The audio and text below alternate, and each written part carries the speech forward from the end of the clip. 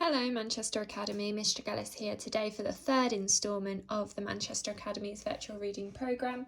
It is a thriller week and we are reading Nightingale Point by Luan Goldie. Yesterday we heard from Elvis, today it is Pamela. Off we go. Pamela puts the phone down and bites her lip. She can't believe she has to rely on Tristan. He was always tolerant of her, as polite as he could manage.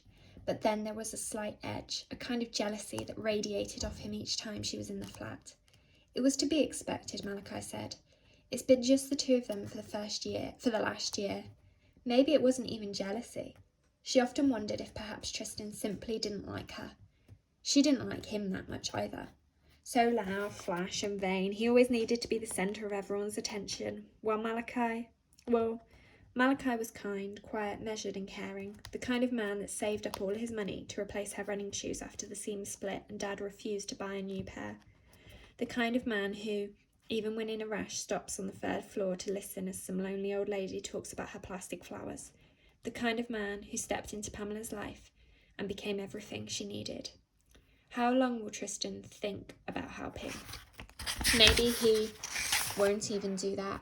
He could have put down the phone and laughed. Maybe Malachi is sitting there too, glad that he no longer has to put up with her.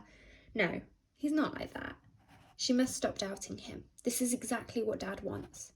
She starts writing him a letter, everything she feels and thinks. He needs to know that she understands why he turned her away, why he needed time. It hurt when he denied her, but she gets it now. Malachi was looking at the bigger picture. But most importantly, and this part is so hard to put into words, there's something else they both need to work out before they can get back together.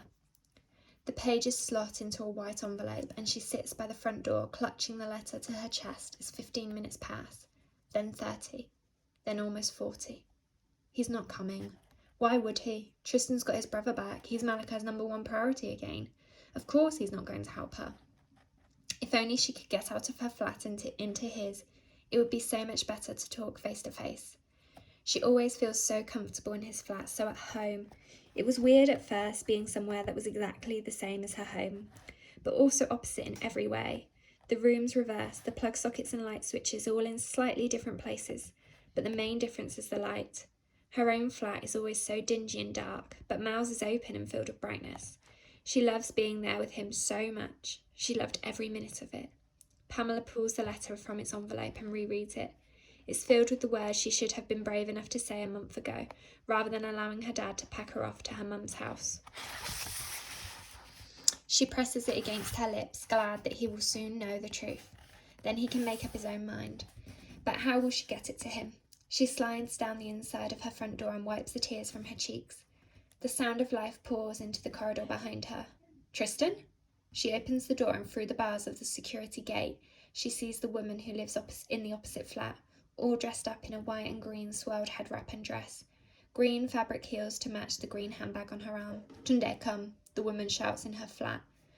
Hello, Pamela tries, but the woman does not even turn her way. Dad made a fast enemy out of her when during their first week living in Nightingale Point, he stood between the flats and declared her food stinks out the whole bloody floor, in response to what smelt like fried fish. Hello, running girl, Tunde shouts from behind his mum's legs. His smile, as always, set to full beam. He makes a jogging on the spot motion. He's dressed up too, in a white suit and embroidered hat like a little prince. Pamela is used to seeing him on the green in his school uniform, dropping his game of football in an attempt to run alongside her and pester her with questions about the Olympics. Contenders ready? Gladiators ready? He shouts. Come, the woman pinches him by the sleeve. You are making me late. Bye, running girl, Tunde calls as he runs ahead to the lift. Broken again, he sings as he pushes open the door and disappears into the stairwell, his mum trailing behind as she attempts to outrun their lateness. Pamela rests her head on the bars. She does not know what she would have said or done if the woman had spoken to her anyway. Then a voice Pamela used to dread, but today welcomes, says, Here comes the cavalry. Tristan's bare-chested for some reason, and a fake diamond glints in his right ear. She's never been so pleased to see him, but quickly tries to set her face back to neutral. Really? It's not that hot. Whatever. He pulls at the bars. So it's true then? Can't believe your dad is locking you in. That's some crazy Fred West. And why are you standing out here crying? You still upset about Take That splitting up? This is serious. This is my life. He holds out his hand and clicks his fingers. Hand me this letter of yours. She passes it through the bars of the gate, and he fans his face with it. So you'll give it to him, she asks. He shrugs. I'm here, aren't I? Your own personal postman, Pat. Please don't read it. It's private. I can't think of anything I'm less interested in.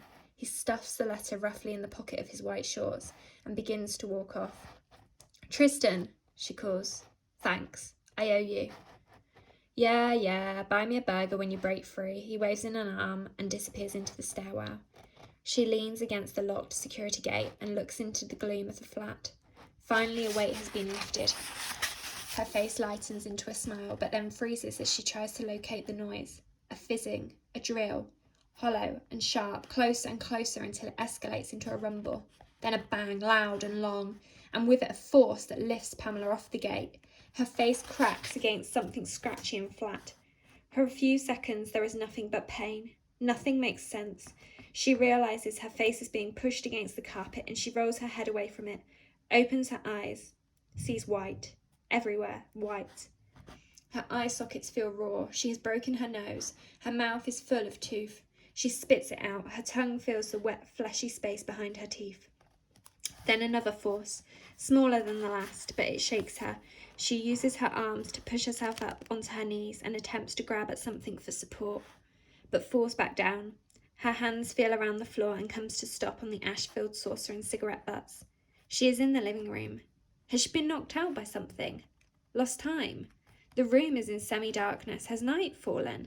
She feels around more. Finally, she touches the sofa.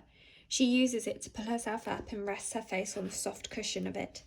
How did she get to the living room? She looks around. The white has begun to clear, and now grey smoke billows past the balcony door, rich and silky. She crawls over and pushes on the door. It feels warm to touch, and outside there is no longer a view, but a thick curl of hypnotic smoke, which she coughs to clear from her throat. There has been an explosion, and now there is a fire somewhere close. From which flat? Her own? She needs to get out. Her legs, the most reliable part of her body, let her down. They turn to loosely set jelly, and she is forced to crawl back into the hallway, now littered with things sharp and foreign. There's a light, not the blinding white kind of after the explosion, but of daylight, beyond the fire. She moves faster, ignoring the pain in her face and chest. Then, as she reaches the front door and gate, she remembers she's trapped. So we're going to pause there for today. Come back tomorrow for the next instalment of Nightingale Point.